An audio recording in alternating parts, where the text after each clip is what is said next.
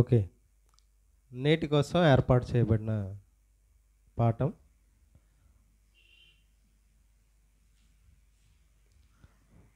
సూర్యుని ధరించిన స్త్రీ.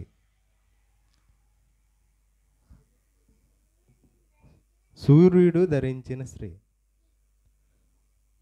బైబిల్ గ్రంథంలో ప్రకటన గ్రంథం 12వ అధ్యాయం సూర్యుని ధరించుకొనిన యొక్క స్త్రీ అని రాయబడింది. ఎవరు ఈ సూర్యుని ధరించిన స్త్రీ అన్నదే మన పాఠం.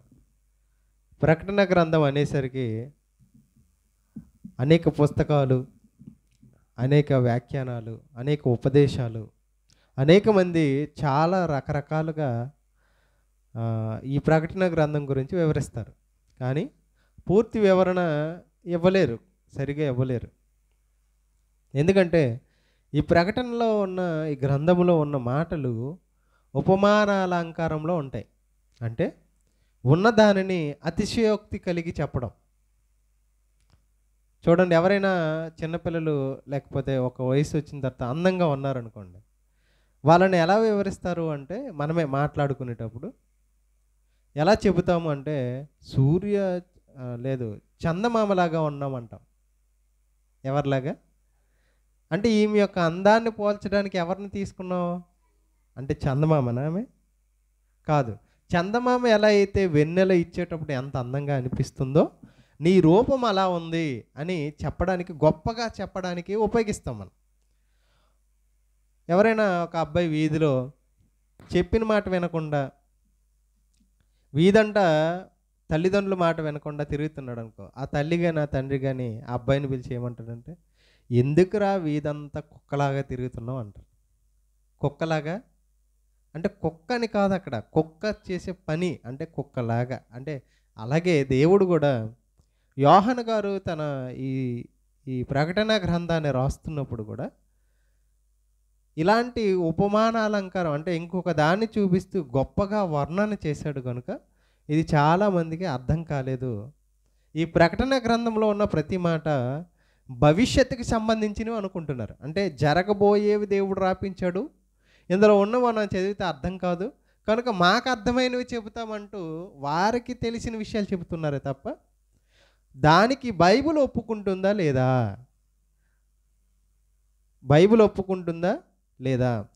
ఈ ప్రకటన గ్రంథం మనిషికి అర్థం కావాలంటే, చదువుతున్న వారికి అర్థం కావాలంటే బైబిల్లో ఉన్న మిగతా 65 పుస్తకాల మీద పట్టుంటే తప్ప 66వ పుస్తకమైన ఈ ప్రకటన గ్రంథం మనిషికి అర్థం కాదు.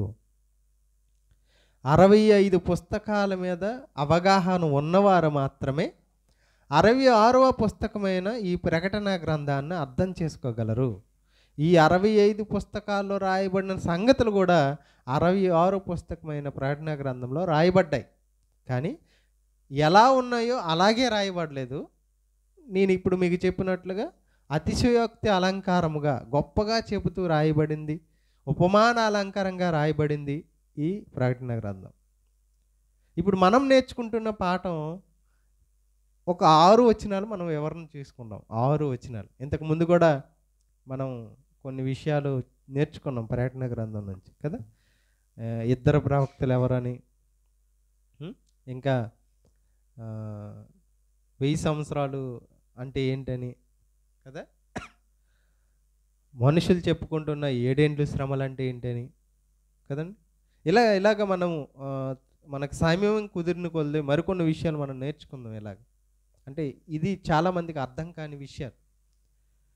అయితే నేను కూడా, నాకు తెలీదు, అర్థం కాదు. కానీ గొప్పవారు మాకంటే పెద్దవారు చెప్పిన విషయాలను బట్టి నేను పరిశీలించి అది నిజమని తెలుసుకొని అప్పుడు అది నేను నేర్చుకొని మీకు చెబుతున్నాను. ఓకే. ఈ 12వ అధ్యాయం 1 నుంచి 6 వచనం మనం చదువుకోగలిగితే ముందు, అప్పుడు దాని వివరణ మీకు చెప్పడానికి మీకు ఈజీగా మీకు అర్థమవుతుంది. చదువుదాం. ప్రకటన గ్రంథం 12వ అధ్యాయము 1 నుంచి 6 వచనాలు చదువుదాం. అప్పుడు పరలోకమందు ఒక గొప్ప సూచన కనబడెను. ఇది ఎవరికి కనిపిస్తుంది? ఎవరు మాట్లాడుతున్నారు అంటే ఈ ప్రకటన గ్రంథాన్ని రాస్తున్నది యోహాను గారు. అపోస్తలుడైన యోహాను గారు. యోహాను గారు భూమి మీద ఉంటుండగా ఆయనకు ఒక దర్శనం కనిపించింది. దర్శనములో జరిగే సంగతులను, ఆయన చూసే విషయాలను బైబిల్ గ్రంథంలో రాస్తున్నాడు, ఆయన పుస్తకంలో రాస్తున్నాడు. అప్పుడు పరలోకమందు ఒక గొప్ప సూచన ఆయన కనబడిందంట. అదేదనగా సూర్యుని ధరించుకుని ఒక స్త్రీ, ఆమె పాదముల క్రింద చంద్రుడును, శిరస్సు మీద 12 నక్షత్రముల కిరీటమును ఉండెను. మొదటి వచనం ఇది. ఒక స్త్రీ కనిపించిందంట. ఆ స్త్రీ ఎలా ఉందంట? సూర్యుని ధరించుకున్నదంట. సూర్యుని ధరించుకున్నదంట. చంద్రుడు పాదముల కింద ఉన్నాడంట. నక్షత్రములు, శిరస్సు మీద 12 నక్షత్రముల కిరీటము ఉందంట. ఓకే, రెండవ వచనం. ఆమె గర్భిణి అయి, ఎవరు? ఆ స్త్రీ గర్భిణి అయి ప్రసవ వేదన పడుచు ఆ నొప్పులకు కేకలు వేయుచుండెను. అంతట పరలోకమందు ఇంకొక సూచన కనబడెను. ఇదిగో, ఎర్రని మహాఘట సర్పము, దానికి 7 తలలను 10 కొమ్ములను ఉండెను. దాని తల మీద 7 కిరీటములు ఉండెను. దాని తోక ఆకాశ నక్షత్రములలో 3వ భాగము నీడ్చి వాటిని భూమి మీద పడవేసెను. కననయ్యున్న ఆ స్త్రీ కనగానే ఆమె శిశువును మృంగివేయవలనని ఆ ఘటసర్పం స్త్రీ ఎదుట నిలిచుండెను. సమస్త జనములను ఇనుపు దండంతో ఏలనై ఉన్న ఒక మగ శిశువును ఆమె కనగా, ఆమె శిశువు దేవుని యొద్దకును ఆయన సింహాసన వద్దకును కొనుపోబడెను. ఆ స్త్రీ అరణ్యమునకు పారిపోయిను. అచ్చట వారు 1260 దినములు ఆమెను పోషింపవలనని దేవుడు ఆమెకు ఒక స్థలము సిద్ధపరిచి ఉంచెను. ఇది ఈ 6 వచనాల్లో ఉన్న విషయం. ఈరోజు ఈ 6 వచనాల్లో మనం ఆలోచిద్దాం.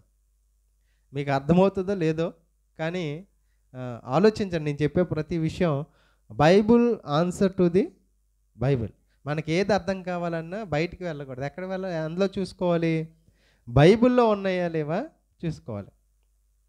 ఏంటి ఈ స్త్రీ అంటున్నాడు, ఘటసర్పం అంటున్నాడు, ఇంకా ఆ స్త్రీ సూర్యుని ధరించుకుందంట, చంద్రుడికి కాలు కింద ఉన్నాడంట, నక్షత్రాలు ఉన్నాయంట, ఇంకేం చెప్తున్నారు? తల మీద కిరీటం ఉందంట, ఆమె గర్భవతి ఉందంట, ప్రసవ దినములు అంటున్నాడు, ప్రసవ వేదన అంటున్నాడు కదా. ఆలోచిద్దాం మనం. ఇక్కడ పైన మొదటి వచనం నుంచి మళ్ళీ చూద్దాం. అప్పుడు పరలోకమందు ఒక గొప్ప సూచన కనబడెను. అదేదనగా సూర్యుని ధరించుకున్న ఒక స్త్రీ అని చెప్పాడు. సూర్యుని ధరించుకున్న ఒక స్త్రీ అంట. ఈ స్త్రీ ఎవరు? సూర్యుని ధరించుకోవడం అంటే ఏంటి? క్రింద వచనం, ఆమె పాదముల కింద చంద్రుడును, శిరస్సు మీద 12 నక్షత్రముల కిరీటము ఉండెను. ఓకే, ఇది ఎవరి గురించి చెబుతున్నారు, ఎందుకు చెబుతున్నాడు, ఏంటి ఈ మాటకు అర్థం ఏంటి అని ఆలోచించగలిగితే, ఇక్కడ మొదటి వచనంలో స్త్రీ అని చెప్పి 6వ వచనంలో ఏమని చెప్తున్నారు ఒకసారి చూడండి. ఆ స్త్రీ అరణ్యమునకు పారిపోయాను. ఏ స్త్రీ గురించి అయితే మొదటి వచనంలో చెప్పాడో ఆ స్త్రీ ఎక్కడికి వెళ్ళిపోయిందంట? అరణ్యమునకు పారిపోయాను. అచ్చట వారు అన్నాడు, వారు అన్నారు చూడండి. మొదటేమో స్త్రీ అని చెప్పబడింది, ఆ స్త్రీ అరణ్యమునకు పారిపోయిందని చెప్పారు. చెప్పిన తర్వాత ఏమంటున్నాడు? అచ్చట వారు. వారు అంటే స్త్రీ అంటే ఎవరైతే, ఎవరో వ్యక్తుల గురించి చెప్తున్నాడు, స్త్రీగా సంబోధించి చెప్తున్నాడు దేవుడు యోహాను ద్వారా. ఆ స్త్రీ అరణ్యమునకు పారిపోయిను, అచ్చట వారు అంటే ఆ స్త్రీ అంటే ఎవరో వ్యక్తులు అంతే తప్ప స్త్రీ అంటే మీరు స్త్రీగా తీసుకోకండి. అంటే దేవుడు ఇశ్రాయేలు ప్రజలను ఒక స్త్రీగా పోల్చి చెబుతున్నాడు, వారు అని. ఎలా అండి, మనం ఎలా నమ్మాలి? అవునా కాదా? నువ్వు స్త్రీ అని చెప్పేసావు, మేము ఎలా నమ్మాలి అని మనకు ఒక ఆలోచన ఖచ్చితంగా వస్తుంది. అది అవునా కాదో మీకా గ్రంథంలో 4వ అధ్యాయం 10వ వచనం చూద్దాం. మీకా గ్రంథం 4వ అధ్యాయం 10వ వచనం. మీకా గ్రంథం 4వ అధ్యాయం 10వ వచనం.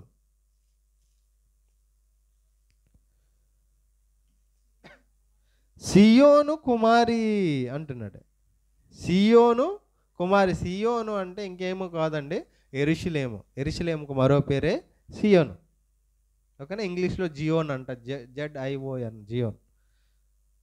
సియోను కుమారి అంటే యెరూషలేములో ఉన్న ఇశ్రాయేలు ప్రజలను ఒక కుమార్తెగా ఒక స్త్రీగా పోల్చి చెబుతున్నాడు దేవుడు.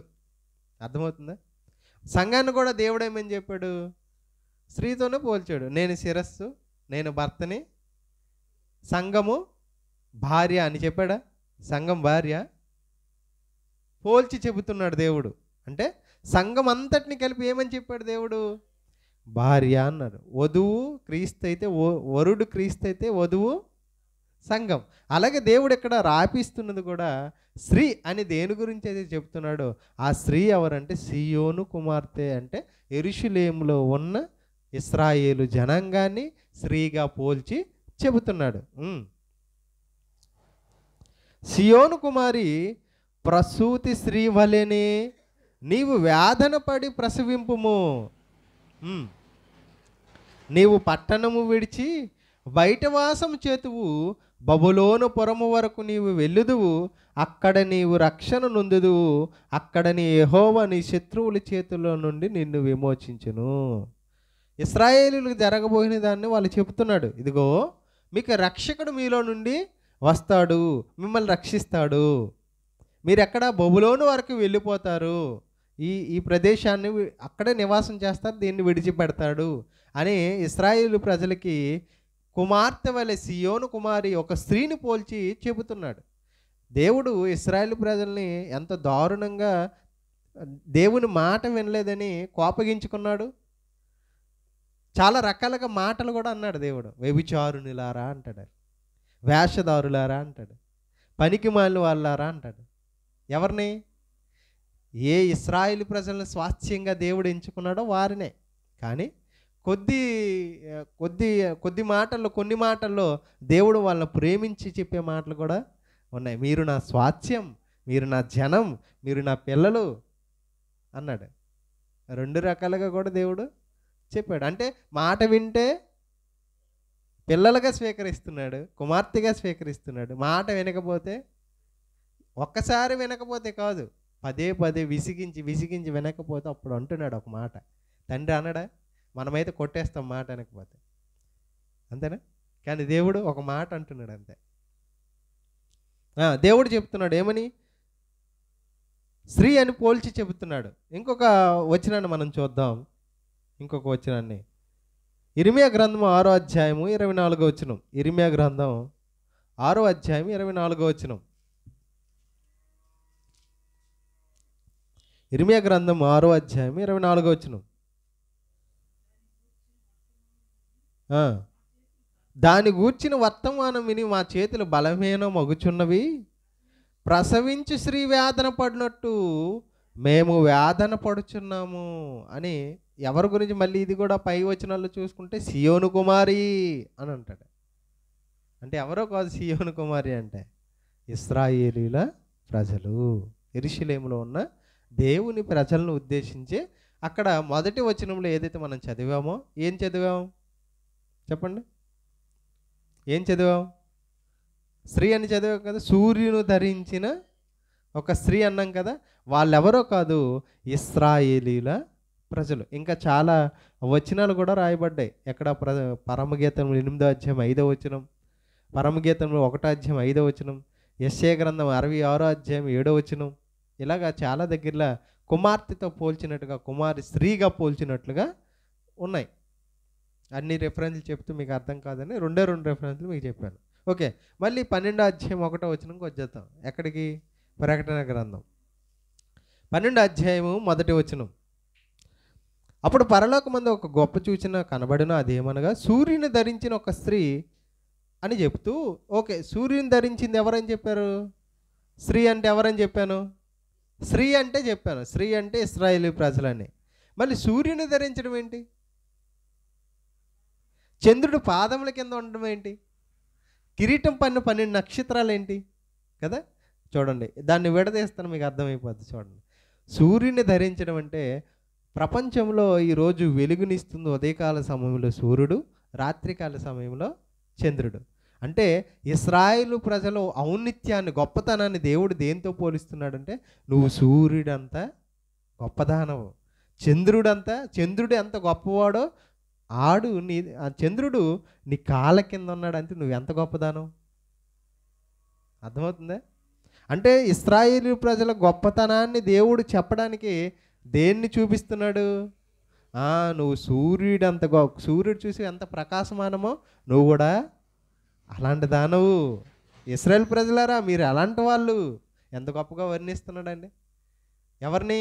ఇశ్రాయేలుల ప్రజలు. నువ్వు మరి ఎంత గొప్పదానో తెలుసా? నీ పాదాల కింద ఎవరన్నా తెలుసు? చంద్రుడు. అంత గొప్పదానం నువ్వు. అంటే వాటితో దేవుడు సరిచూసి చెప్తున్నాడు మనకి. ఇంకేమంటున్నాడు? శిరస్సు మీద చంద్రుడును, శిరస్సు మీద 12 నక్షత్రముల కిరీటమును ఉండెను. అంటే 12 నక్షత్రాలు అంటే 12 గోత్రాలు. ఇశ్రాయేల్ ప్రజలు ఎంతమంది అండి? 12 గోత్రాలు. వారు నక్షత్రాలతో పోలుస్తున్నాడు. నక్షత్రాలతో ఎందుకు పోలుస్తున్నాడు అంటే, నక్షత్రాలు ఎలాగైతే వెలుగునిచ్చే అధికారం కలిగి ఉన్నాయో మీరు కూడా, అంటే నక్షత్రములు అనే కిరీటం అనడానికి అధికారానికి పోరుక. కిరీటం ఎవరికి ఉంటుంది? రాజుకు ఉంటుంది. రాజుకి అధికారం ఉంటే కదా కిరీటం ఉంటుంది. అలాగే 12 గోత్రాల వారికి ప్రధానంగా నిలబెట్టాడు దేవుడు కదా. కాబట్టి మీరు అధికారులు, మీరు నక్షత్రాలు లాంటి వారు, వెలుగునిచ్చేవారు, మీకు అధికారం ఉంది అని తెలియజేయడానికే అక్కడ 12 నక్షత్రముల కిరీటములు ఉండెను అని చెబుతున్నాడు. ఓకేనా? ఇప్పుడు 2వ వచనంలోకి వెళ్దాం. 1వ వచనం మీకు అర్థమైందా? 2వ వచనం ఇప్పుడు చదువుతున్నాను. ఆమె గర్భిణి అయి ప్రసవ వేదన పొడుచు ఆ నొప్పులకు కేకలు వేయిచున్నదంట. ఎవరు చెప్పండి? స్త్రీ అంటే ఎవరు? ముందే చెప్పాను, ఇశ్రాయేలు ప్రజలు. ఇశ్రాయేలు ప్రజలకు ఏం జరుగుతుందంట? ప్రసవ వేదన జరుగుతుందంట. ప్రసవ వేదన మీకు తెలుసు, స్త్రీలు ప్రసవ వేదన మీకు తెలుసు. కానీ ఇక్కడ స్త్రీలు పడుతున్నారా, వ్యక్తులు పడుతున్నారా? ఇశ్రాయేలీలు ప్రజలు పడుతున్నారు. ప్రసవ వేదన అంటే బాధలు. ఇప్పుడు మనం చదువుకున్నాం, ఇర్మియా గ్రంథంలో చదువుకున్నామా? 6:24 చదువుకున్నారా? వారు ప్రసవ వేదన కనుచు అనేసి ఉంటుంది. ఇర్మియా గ్రంథం 6వ అధ్యాయం 24వ వచనంలో ఏముంది? వారు ప్రసవ వేదన పడుచు అంటే వారికి వచ్చిన ఇబ్బందులను బట్టి వారు బాధపడుతున్నారు. ఒక తల్లి ఎలా అయితే పిల్లలను కనేటప్పుడు ప్రసవ వేదన పడుతుందో, ఇశ్రాయేలు ప్రజలు వారి రక్షణ నిమిత్తం వారున్న శ్రమల నుంచి, వారున్న కష్టాల నుంచి విడిపించే వాడి కోసం వాళ్ళు కష్టపడుతున్నారు. విడిపించేవారు ఎప్పుడు వస్తాడని ఎదురు చూస్తున్నారు. ఆ కష్టాలను అనుభవిస్తున్నారు.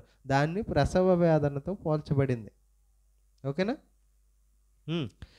ప్రసవ వేదన పడుచు కేకలు వేయిచుండెను. 3వ వచనంకి ఇప్పుడు వద్దాం.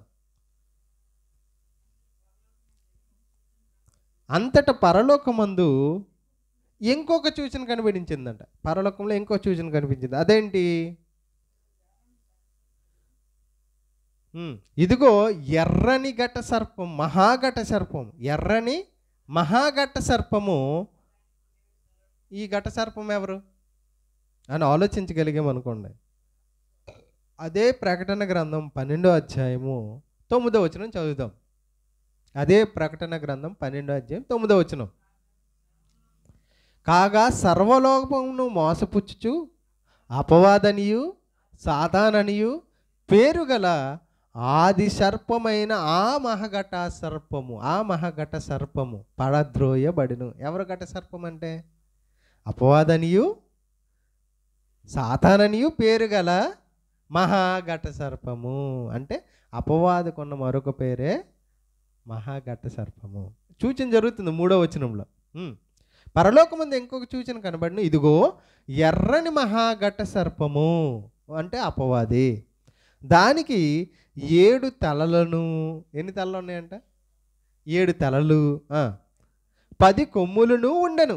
దాని తల మీద 7 కిరీటములు ఉండెను. ఇదేంటండి? 7 తలలు ఉండడం ఏంటి? 10 కొమ్ములు ఉండడం ఏంటి? 7 కిరీటాలు ఉండడం ఏంటి? అంటే మనం మళ్ళీ 7 తలలు అంటే ఇలాగ 7 తలలు వేసుకోకండి. ఒక తలతోనే మనం ఎన్ని తప్పుడు పనులు చేస్తున్నాం, ఎన్ని కార్యాలు చేయాలో ఈ తలతోనే చేసేస్తున్నాం. ఒక నాశనం చేయాలనుకోండి, మనుషులు ఒకరు నాశనం చేయాలనుకుని ఎన్ని ఉపాయాలు అల్లుతారు. ఒక తలే ఉంటే ఇన్ని అల్లితే 7 తలలుంటే ఎన్ని అల్లుతారు ఒకసారి ఆలోచించండి. అంతే అపవాది యొక్క ఆలోచన అంత తీవ్రంగా ఉంటుంది.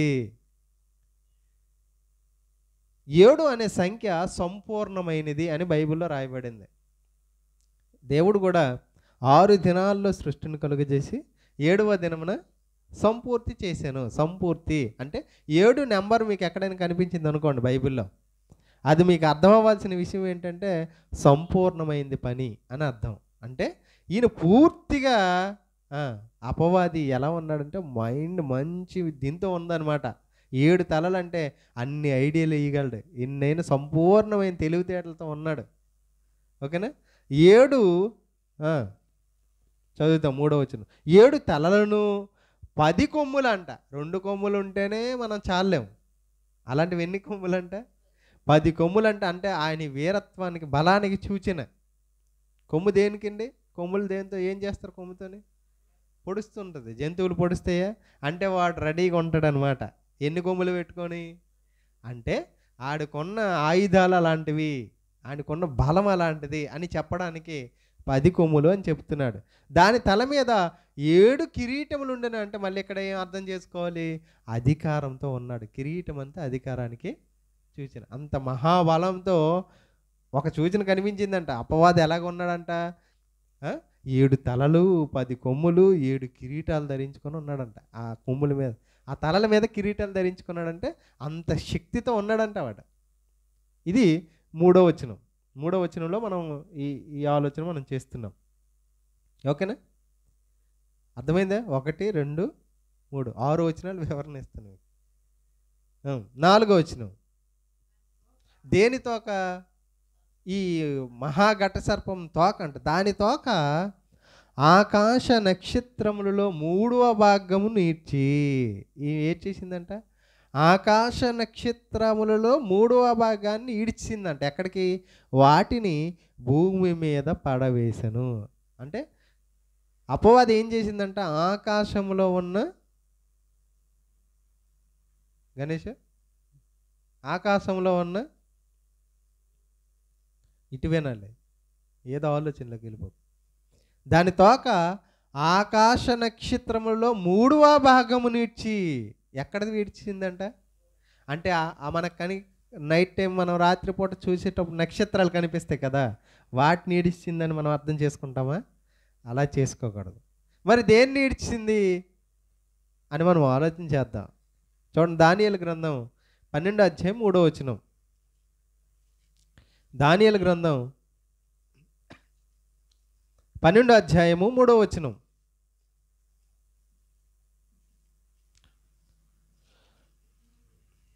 బుద్ధిమంతులైతే ఆకాశ మండలములోని జ్యోతులను పోలిన వారే. 12వ అధ్యాయము 3వ వచనం. బుద్ధిమంతులైతే ఆకాశ మండలములోని జ్యోతులను పోలిన వారే ప్రకాశించెదరు.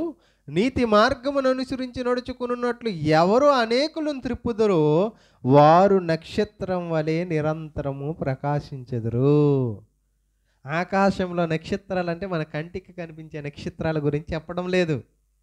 ఎవరి గురించి చెప్తున్నాడంట? మనుష్యులను దేవుని వైపు నీతి మార్గంలో నడిపించే భక్తులు గురించి చెప్తున్నాడు. నీతిమంతుల గురించి చెప్తున్నాడు. నీతిమంతులు ఎవరంట? ఆకాశంలో నక్షత్రంలో వంటి వారంట. వాళ్ళు నిత్యము ప్రకాశిస్తారంట, మనుషుల్ని దేవుని వైపు నడిపిస్తారంట. ఆ నక్షత్రాలని ఈ అపవాది ఏం చేస్తుంది? భూమి మీద నాశనం చేస్తుంది అన్నదే ఆ 3వ వచనం 4వ వచనం యొక్క ఉద్దేశం. అదే ప్రకటన దానియేలు గ్రంథం 11వ అధ్యాయము 37వ వచనంలో కూడా చూడండి. 11వ అధ్యాయము 33.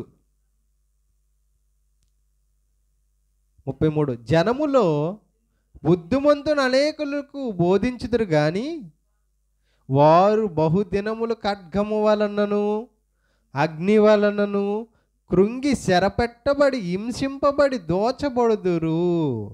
అంటే భూమి మీద పడేయడం అంటే అపవాది ఏం చేస్తుందంటే వీళ్ళని ఎవరైతే ఆకాశంలో నక్షత్రాలలాగా దేవుని కోసం ప్రకాశిస్తారో వాళ్ళని అపవాది తన తోకతో ఏం చేసింది? ఊడ్చేసింది. ఎలాగ ఊడ్చేయడం అంటే హింసించి, నిందించి, చెరపట్టబడి దోచబడుదురు. ఎవరు? బుద్ధిమంతులు. అంటే దేవుని నమ్మిన వారిని అపవాది అలా తోసేస్తుంది అని చెబుతున్నాడు. ఇదే విషయం మత్తయి సువార్తలో యేసుక్రీస్తు ప్రభువు గారు కూడా చెప్తున్నారు. చూడండి, మత్తయి సువార్త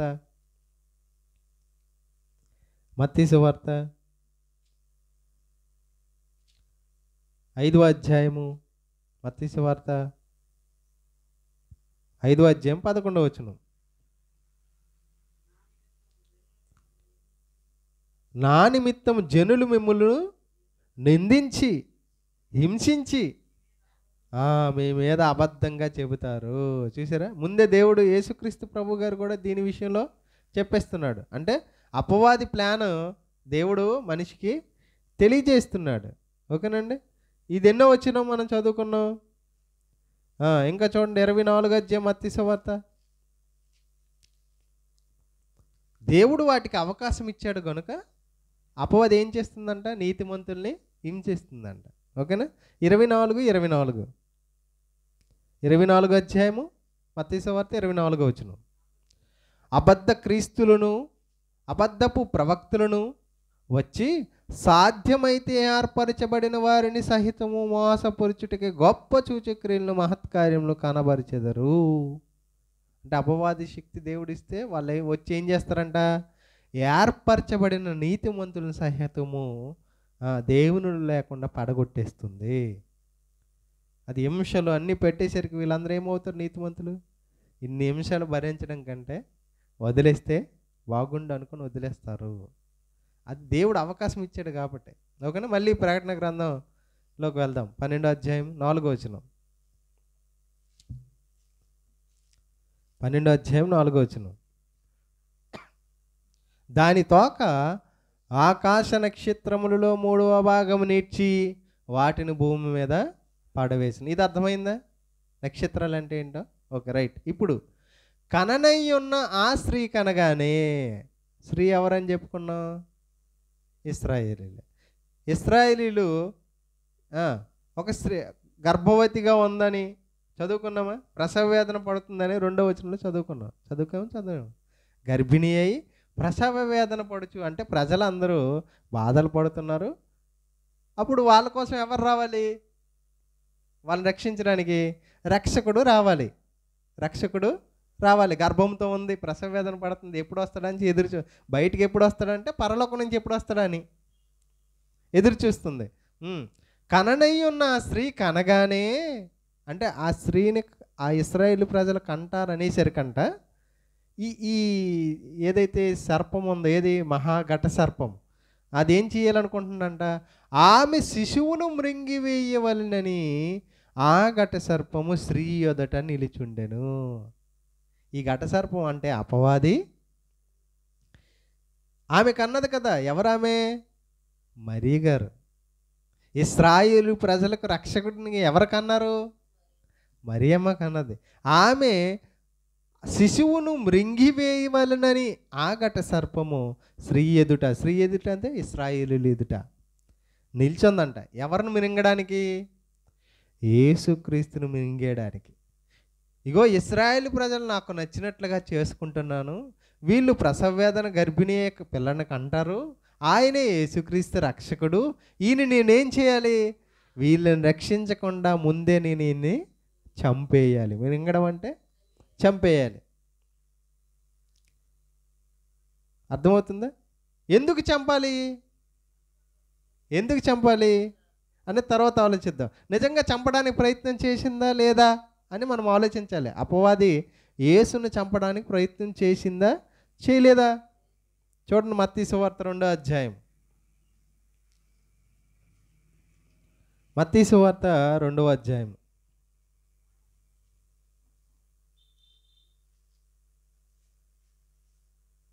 16వ వచనం.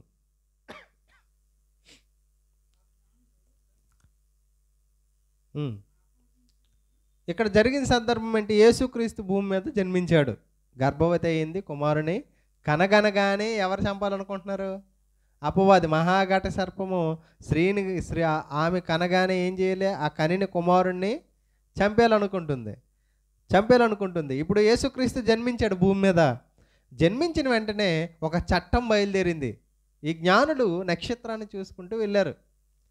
యేసుక్రీస్తు పుట్టేటప్పుడు యేసు భూమి మీద జన్మించాడు అన్న సంగతి మొదట గొర్రెల కాపర్లకి జ్ఞానులకి తెలియబడింది. గొర్రెల కాపర్లు వచ్చి ఆరాధించి వెళ్ళిపోయారు. తర్వాత ఎవరు వచ్చారు? జ్ఞానులు. తూర్పు దేశంలో యేసుక్రీస్తు యొక్క నక్షత్రం చూశారు. యేసు జన్మించినప్పుడు ఆకాశంలో ఒక నక్షత్రం వెలిచింది. ఆ నక్షత్రాన్ని చూసుకుంటూ జ్ఞానులు యెరూషలేం యూదా ప్రాంతానికి వచ్చారు. యేసుక్రీస్తు రాజు కనుక ఆయన ఎక్కడ పుట్టుంటాడు? రాజుల గృహంలో పుడతాడని హేరోదు రాజు దగ్గరికి వెళ్ళిపోయారు. యూదుల రాజుగా పుట్టినవాడు ఎక్కడ ఉన్నాడని అడుగుతున్నారు. ఇదేంటి, రాజు అయిన హేరోదు నేనుంటుండగా మళ్ళీ నా దేశంలో మరొక రాజు పుట్టడమా? నా సంతానంలో ఎవరు పుట్టలేదు ఇప్పుడు రాజు, వీళ్ళేంటి వచ్చామంటున్నారు నక్షత్రాన్ని చూసుకొని. అయితే మీరు వెళ్ళి పూజించరండి, తర్వాత నాకు చెప్పండి, నేను కూడా వచ్చి పూజిస్తాను అన్నాడు. ఎవరు? హేరోదు రాజు. తర్వాత ఆయన దగ్గర ఉన్న సమకాలికులు, ఆయనతో ఉన్న పనిచేసే వాళ్ళు ఎవరైతే వీటి గురించి పుస్తకాలు చదివే ఉంటారు కదా, వాళ్ళ దగ్గర కవులు పండితులు లాంటి వారు, వాళ్ళని పిలిపించాడు. చూడండి రాజు పుడతాడంట, నిజమా కాదాలు చెప్పింది అని పరిశీలిస్తే, అయ్యా రాజు పుడతాడనే ఉంది ఇందులోన. యూదయ బెత్లెహేములో రాజు పుడతాడని ఉంది. అంటే రాజు పుట్టాడైతే. మళ్ళీ ఈ జ్ఞానులు వస్తామన్నారు, తిరిగి రాలేదు. ఎందుకు? దేవదూత చెప్పేసింది, ఇదిగో నువ్వు వచ్చిన మార్గాన్ని మళ్ళీ వెళ్ళకు, వేరొక మార్గాన్ని నిలుపు అని దేవదూత చెప్పింది. ఎందుకంటే యేసుని చంపడానికి ఆయన చూస్తున్నాడు. అర్థమవుతుందా? అప్పుడు ఏ రోజు ఏమనుకున్నాడో 16వ వచనం, 2వ అధ్యాయం 16వ వచనం మత్తయి సువార్త. ఆ జ్ఞానులు తన్ను అపహసించిరని హేరోదు గ్రహించి బహు ఆగ్రహం తెచ్చుకొని తాను జ్ఞానుల వలన వివరంగా తెలుసుకున్న కాలమును బట్టి బెత్లెహేములోనే దాని సకల ప్రాంతముల్లోనే 2 సంవత్సరములు మొదలుకొని తక్కువ వయసు గల మగపిల్లలందరినీ వధించెను. అపవాది ఏడ్ చేసింది, యూద రాజు అయిన ఆయన్ని ఎంచుకొని హేరోదు చేత ఏడ్ చేయించింది, 2 సంవత్సరాల్లో మగపిల్లలందరినీ చంపేసింది. రాజు అంటే మగపిల్లడే కదా. కాబట్టి ఈ రాజు ఎవరో పుట్టాడు కదా, వీళ్ళు వచ్చి అక్కడి నుంచి వచ్చారంటే ఇన్ని సంవత్సరాలు పడుతుంది. కాబట్టి బాబుకి కూడా ఎన్ని సంవత్సరాలు అయ్యి ఉండదు? 2 సంవత్సరాల లోపు ఉంటుంది. కాబట్టి ఈ బాబును మనం ఏం చేద్దాం? ఏ బాబో మనకు తెలియదు కాబట్టి ఆ ప్రాంతంలో ఉన్న బాబులందరినీ చంపేద్దాం. 2 సంవత్సరాల లోపు మగపిల్లలందరినీ నిర్మూలన చేసాడు. అపవాది ప్లాన్ చూసారా? మింగేయాలి అనుకుంది. యేసు పుట్టినప్పుడైనా పెరిగిన తర్వాత కూడా బాప్టిజం పొందిన తర్వాత అరణ్యంకి వెళ్ళాడు. అక్కడికి వెళ్ళి ఏం చెప్తున్నాడు? ఎత్తైన కొండ మీదకి ఎక్కించి ఇక్కడ నుంచే దూకే, నువ్వు చచ్చిపోతే ఇశ్రాయేలు ప్రజలకు రక్షకుడు రాజు ఉండడు. చూసారా? అంటే దాని ప్లాన్ ఎంతవరకు వెళ్ళిపోయింది? సిలువు వరకు వెళ్ళిపోయింది. సిలువులో కూడా చంపేయాలనుకుందా. ఏ రోజులో దూరింది? ఎవరిలో? ఏ రోజులో కాదు, మన ఇస్కరియోతు యోధాలో దూరిందా? యేసును అప్పగించిందా? చూసారా? అంటే యేసు బ్రతికినంత కాలం అపవాది ఏం చేస్తుంది? చంపాలనే చూస్తుంది. కనగానే మొదట చంపాలనుకుంది, అది అవ్వకపోయేసరికి బ్రతికినంతకాలం చంపాలనుకుంది. అంటే వీళ్ళు యేసుక్రీస్తు వలన రక్షణ రాకూడదు ప్రపంచానికి. ఓకేనా? మళ్ళీ ఎక్కడికి వెళ్దాం? ప్రకటన గ్రంథం 12వ అధ్యాయం 4వ వచనం అయిపోయింది. ఇప్పుడు 5వ వచనంకి వెళ్తున్నాం. 5వ వచనం,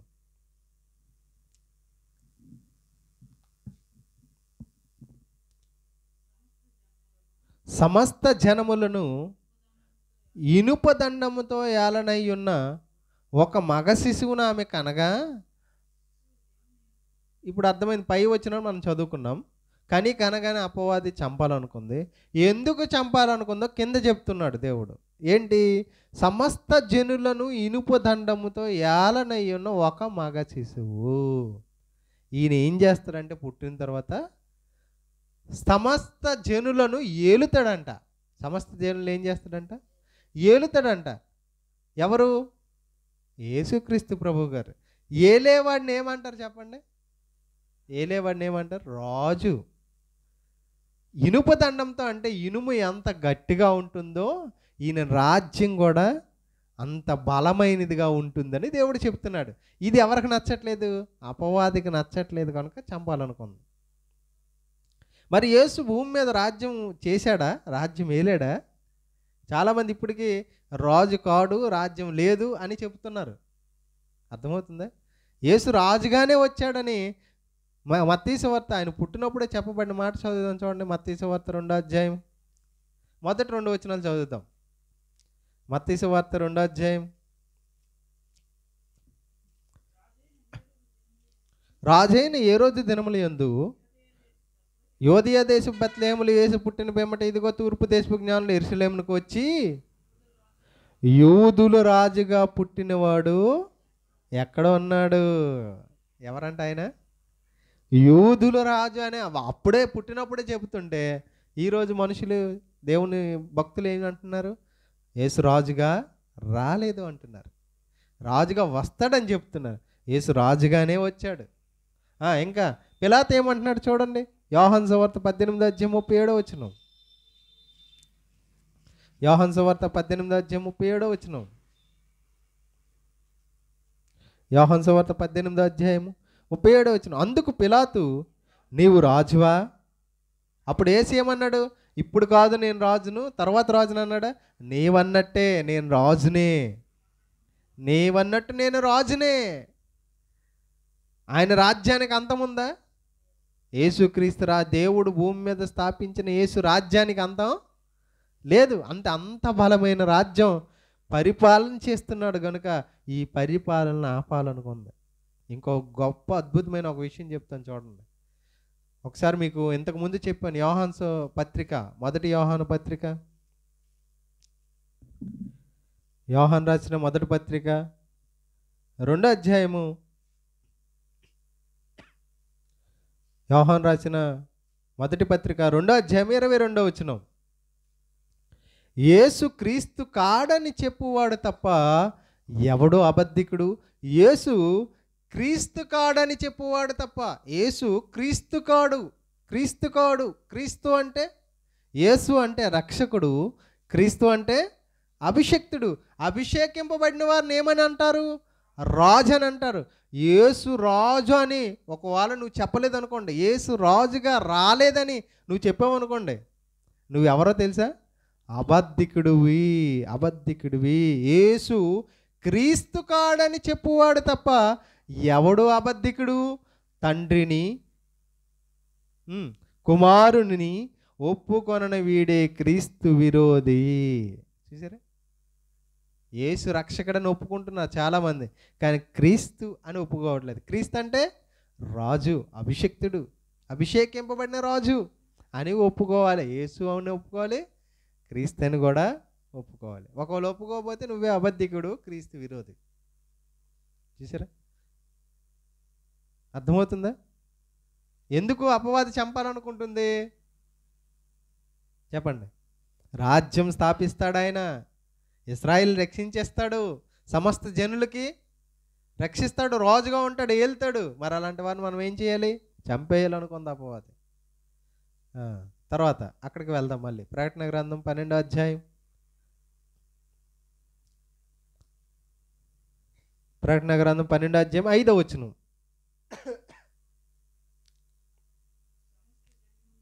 సమస్త జనములను ఇనుప దండముతో ఏలనయ్యున్న ఒక మగ శిశువును ఆమె కనగా, ఇప్పుడు వరకు మీకు చెప్పారు, శిశువు కన్నది, చంపాలనుకుంది, తప్పించుకున్నారు. ఓకేనా?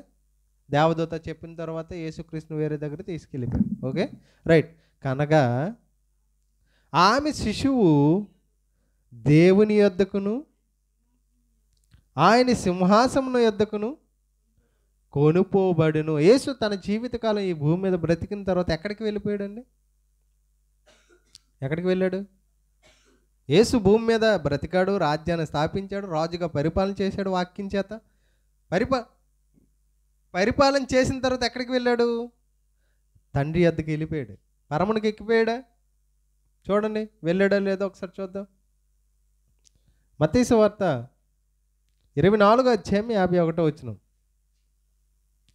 మత్తయి సువార్త 24వ అధ్యాయం 51వ వచనం.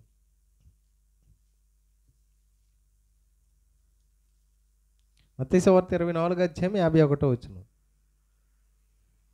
కాదు, మార్కు సువార్త 16:19 చూడండి ఒకసారి.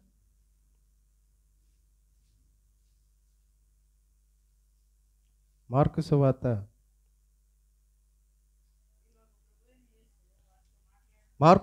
16 అధ్యాయం 19 వచనం.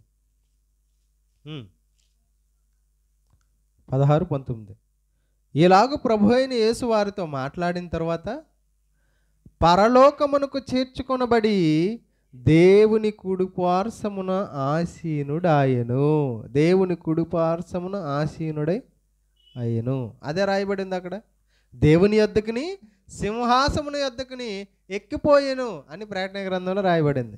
యేసు ఏం చేశాడు? భూమి మీద రాజ్యం చేసి మరణించి సమాధి చేయబడి తిరిగి లేచిన తర్వాత అక్కడ ప్రకటన గ్రంథంలో రాయబడినట్టుగానే ఆయన పరలోకానికి ఎక్కిపోయాడు, తండ్రి దేవుని యొద్దకి వెళ్ళిపోయాడు. ఓకేనా? మిగతా వచనం చూద్దాం. ఇప్పుడు ఎన్ని వచనాలు అయినాయి మనం చెప్పుకున్నాం? 5 వచనాలు అయినాయి. ఎన్ని వచనాలు? ప్రకటన గ్రంథం 12 అధ్యాయం 5 వచనాలు అయినాయి. ఇప్పుడు 6వ వచనంకి వెళ్దాం.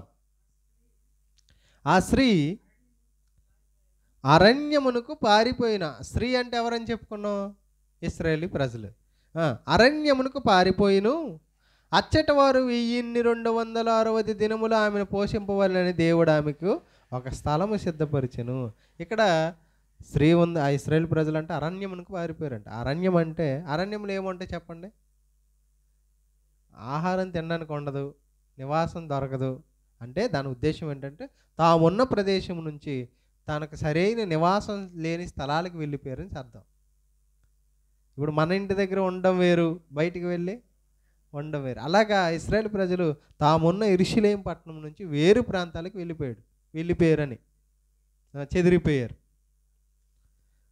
అని చెబుతూ కింద ఏమంటున్నాడు? అచ్చట వారు 1260 దినములు ఆమెను పోషము. 1060 దినములు అంటే ఎన్ని రోజులు అని ఆలోచించగలిగితే 1260. 1260 అంటే 1260 రోజులు అంటే 42 వారాలు అంటే 3.5 సంవత్సరాలు. 3.5 సంవత్సరాలు అనేసరికి మన లెక్కల్లో 3.5 లెక్క వేయకండి. ప్రకటన గ్రంథంలో నెంబర్స్ని లెక్క వేయలేము మనం. 3.5 అంటే 7 అనే నెంబర్ సంపూర్ణమైందని చెప్పాను మీకు. ఓకేనా? అందులో సగమని అంటే కొద్ది కాలం, కొద్ది సంవత్సరాలు. అది 500, 700, 1000 సంవత్సరాల. వాళ్ళు ఏమవుతారంటే ఇశ్రాయేలు దేశంలో ఉండకుండా విడిపోతారు, వేరు వేరు ప్రదేశాలకి వెళ్ళిపోతారు. యేసు వెళ్ళిన తర్వాత ఇదే జరిగిందే జరగలేదా? అపోస్తుల కార్యం చూడండి ఒకసారి. అపోస్తుల కార్యములు 8వ అధ్యాయం 1వ వచనం చూడండి. అపోస్తుల కార్యం 8వ అధ్యాయం 1వ వచనం. ఆ కాలమందు యెరూషలేములోని సంఘమునకు గొప్ప హింస కలిగినందున అపోస్తులు తప్ప అందరూ యూదయ సమరయ దేశముల యందు చెదిరిపోయిరి. ఏమైపోయారు? యేసుక్రీస్తు వెళ్ళిన వెంటనే చెదిరిపోయారు. అంటే కష్టాలు వచ్చేసాయి, చెదిరిపోయారు. అంతేకాదు అపోస్తులైన పౌలు ఎన్ని కష్టాలు అనుభవించాడో, ఎన్ని శ్రమలు అనుభవించారో మనం కొరింథీ పత్రిక 2వ కొరింథీ 11:23లో కానీ, హెబ్రీయులకు రాసిన పత్రిక 11:36లో కానీ ఈ మాట చదువుదాం. యోహాను సువార్త 16:2 చూద్దాం. యోహాను సువార్త 16వ అధ్యాయం 2వ వచనం.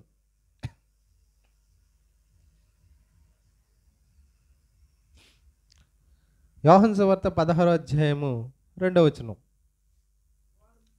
వారు మిమ్మును సమాజ మందిరములో నుండి వెలివేయుదురు, మిమ్మును చంపు ప్రతివాడు తాను దేవునికి సేవ చేయుచున్నాను అనుకున్న కాలం వచ్చుచున్నది.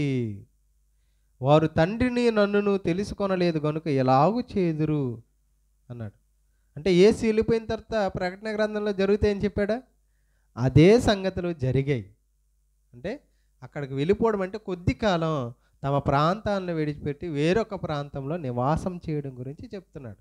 ఇది ప్రకటన గ్రంథంలోని 12వ అధ్యాయంలోని 1 నుంచి 6 వచనాల వివరణ.